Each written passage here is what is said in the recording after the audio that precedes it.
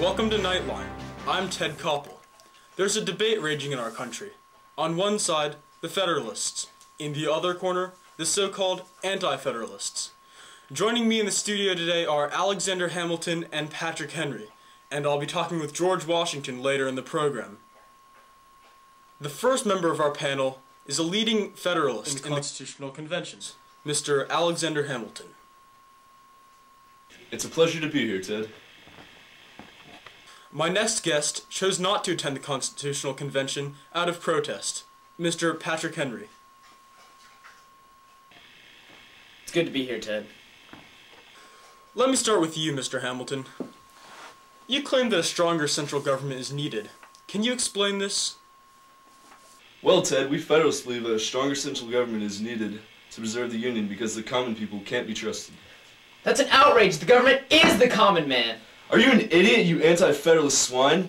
The government is for the rich, the well-born, and the able because they are the ones who are educated in politics. Give me the common man or give me death! Oh, you'll get death. The death of our country if you have anything to say about it.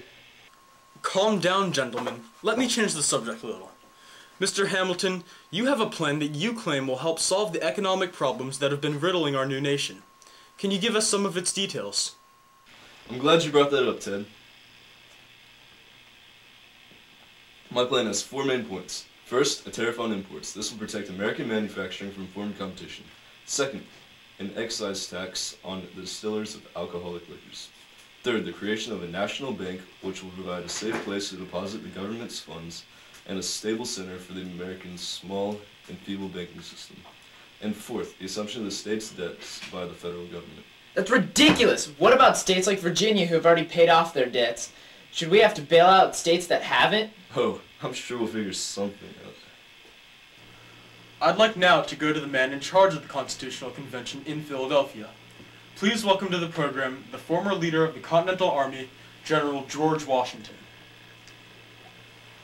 It's an honor to be on your show, Ted. The honor's all mine, Mr. Washington. As you've seen, the division between these two men is staggering. What do you think about this divisiveness? The division in political parties will only lead to separation of our nation and lead to internal conflict. So, what do you have to say to Mr. Hamilton and Mr. Henry? Even though I've worked with Mr. Hamilton and personally support the Federalist Party, we must work together to resolve our differences or we will never see our goals realized. Mr. Washington, let me get right back to you. I'd like to check back with our panel.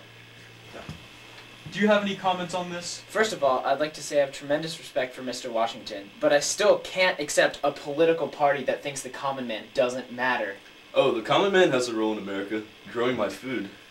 Those are big words coming from the illegitimate son of a Scottish merchant. You have no right to say that. That rumor is completely false. That's it! I've heard enough of this bickering. Mr. Washington, where did you go?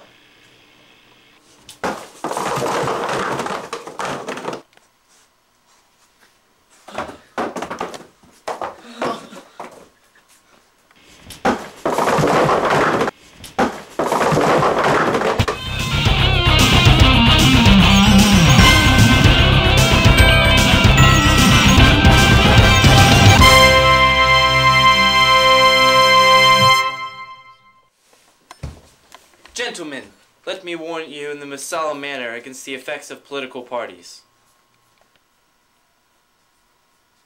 The domination of one party over another, sharpened by the revenge natural to parties, is in itself a frightful disposition. I guess you're right, Mr. Washington. We should work together. Yes, we should.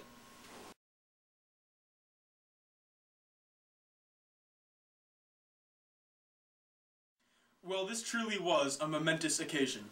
From all of us at Nightline, good night.